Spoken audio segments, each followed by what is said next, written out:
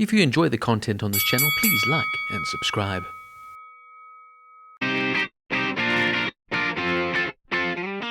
Dracula is a drama horror television serial developed by Mark Gatiss and Stephen Moffat, based on the 1897 novel of the same name by Bram Stoker. The series, consisting of 3 episodes, premiered on the 1st of January 2020 and was broadcast over 3 consecutive days on BBC One before being released on Netflix. Claes Bang stars as the title character. The series follows Dracula from his origins in Eastern Europe to his battles with Van Helsing's descendants and beyond. Netflix description reads, "The Count Dracula legend transforms with the new tales that flesh out the vampire's gory crimes and bring his vulnerability into light." Development on Dracula began in June 2017, with Mark Gatiss and Stephen Moffat reuniting to write the episodes. In October 2018, the series was officially commissioned by the BBC to air on BBC One and Netflix. Claes Bang was set to star as Dracula in November 2018. According to the writers, Dracula in their version is the hero of his own story, the central focus of the narrative and the main character, rather than a shadowy villain for more traditional heroes to overcome.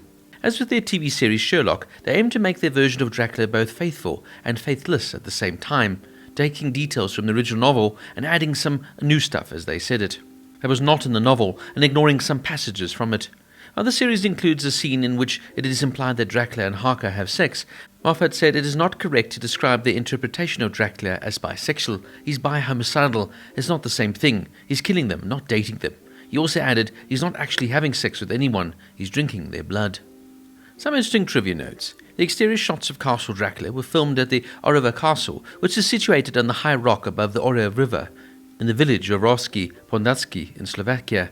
This is the same castle that appeared in the silent horror classic Nosferatu in 1922.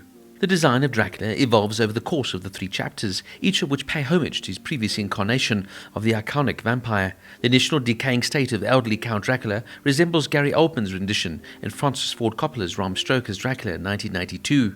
Dracula's long coat and cape with wide resting tunic is directly inspired by Sir Christopher Lee's costume in his debut film Horror of Dracula in 1958, and Dracula's dinner attire aboard the Dementor is one of the classic Bela Lugosi design, complete with red amulet. To prepare for the role, Claes Bang watched as many Dracula interpretations as he could. He was particularly impressed by Klaus Kaczynski's portrayal of the vampire in Werner Herzog's Nosferatu, the Vampire, in 1979. Catherine Schell came out of retirement from acting to play Duchess Valeria.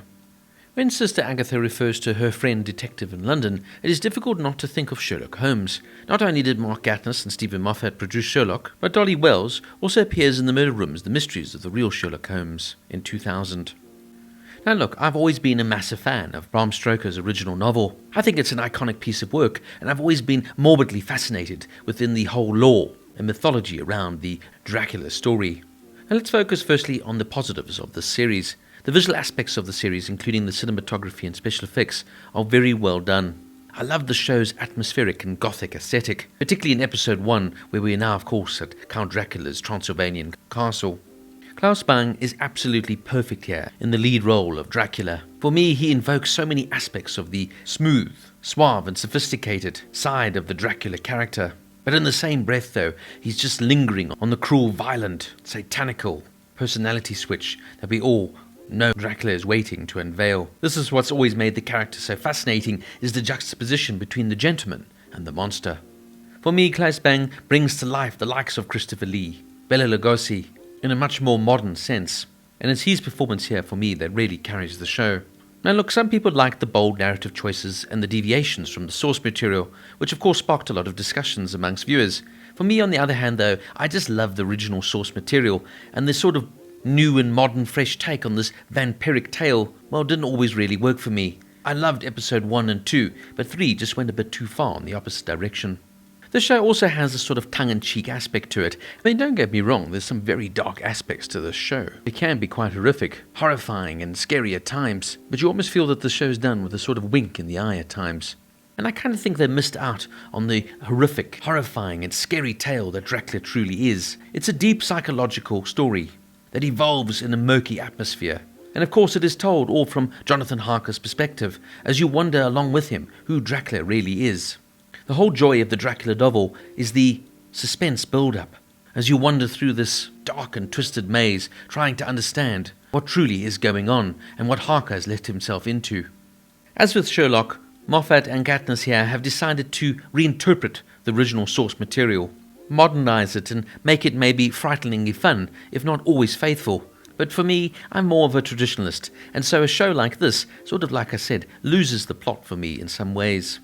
This is one of those shows that starts off brilliantly, but then almost tries to be too clever, and sort of loses itself along the way. Klaus Bang is absolutely perfect in the role, and I almost feel he deserves to portray Dracula in a more traditional sense. With its excellent casting, but less than satisfactory retelling of this most famous of stories, Dracula 2020 gets a 7 out of 10.